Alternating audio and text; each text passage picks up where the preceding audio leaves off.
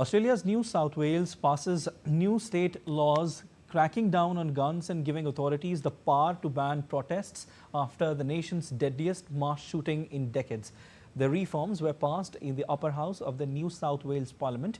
The new rules will cap the number of guns an individual can own to 4 or 10 for exempted individuals like farmers. The legislation will also give authorities power to prohibit protests for up to 3 months following a terrorist incident. 15 people were killed and dozens injured in mass shooting at a Jewish Hanukkah celebration at Bondi on December 14, a shock attack that prompted calls for tougher gun laws and stronger action against anti-Semitism.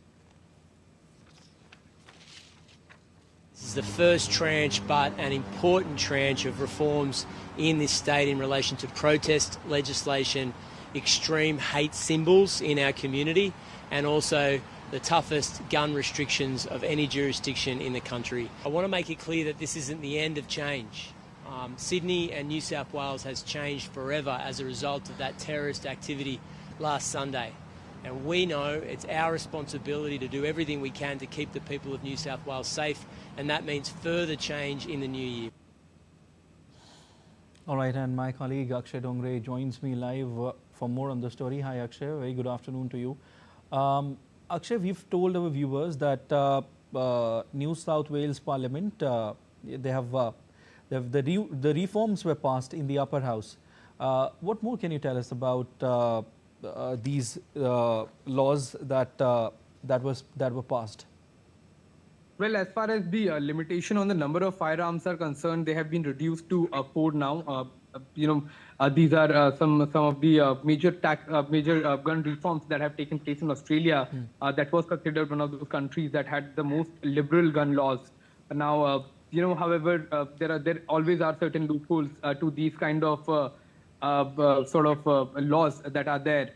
But if you look at the situation that has erupted in Australia, you can imagine that the situation of liberty in gun laws can also be exploited, especially the loopholes are concerned by extremist elements, by anarchist elements, and that is what has happened in the Bondi Beach. So the situation is obviously is being looked at throughout the country as well, because after New South Wales, there is a debate that's going on in the parliament regarding the gun laws, because the kind of liberty that was there was used to target the people who were unarmed. So in a way, the liberty of people who can have guns was transgressing on the liberty of people who do not choose to have guns and sort of live in a peaceful and secure environment. But that was one of the core issue. But as far as the situation is concerned in Australia, there is also a fierce debate that's going on with both the sides. On one hand, the sort of conservatives are questioning the sort of response of the government, including the tougher reforms that are required, tougher security arrangements that are needed to ensure that similar situation doesn't erupt.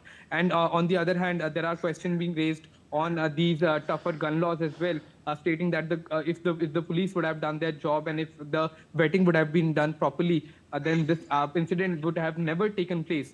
Yes, there are limitations on the number of firearms. There are limitations on several of the aspects, including tougher screening and security checks before the guns are allowed to be sold to people. All of these changes are being made and has also led to a fierce debate about the future of gun laws in the country. Akshay, now I want to ask you about your assessment. Okay, the new rules will cap the number of guns an individual can own to 4 or 10 for exempted individuals like farmers. All right, I want to ask you that 4 guns or 10 guns to a person, don't you think it's still more, and this law needs to be contained to a certain extent still? Well, that's for the society to decide what kind of laws they want, and it's the Australian parliaments, obviously, parliamentarians, obviously, who are representatives of the people who will be talking about it. But as far as the gun laws are concerned, these guns are usually allowed to people with the purpose of hunting, with the purpose of securing their farmlands, because if you look at the farm structures and the areas of agricultural areas of Australia, there are always risks of dingoes that are wild dogs, a category of wild dogs, to other hazardous animals that are there. The liberty that there has been in the gun laws has been because of the sort of wildlife that is there, and to protect the farmers from that wilderness, and to protect their farms from any kind of threats that they can have. It's a vast country, but you also have to realize, that these laws, there are more and more people coming in from different parts of the world, and also the domestic population as well. There can be issues with the person's mental history, where they can use the gun erratically. So all of these situations definitely have to be looked at in any sort of civil society. There are countries with much bigger populations that have much stricter gun laws, because they have realized the threats of these guns being in everyone's household, and can be used for terrorist purposes, for anarchist purposes, and so on. Obviously there is a requirement for any civilized society to have trust in the security agencies. They should have a separate agencies to provide security to the civilians, and it should not be a responsibility of the civilians to protect themselves. However, all of these debates are there, raging on, and will be up to the parliamentarians of Australia to decide, and to ponder upon, with the population of Australia obviously deciding where the laws go in the future. Back to you, Siddharth. Okay, Akshay, we leave it there. Thank you so much.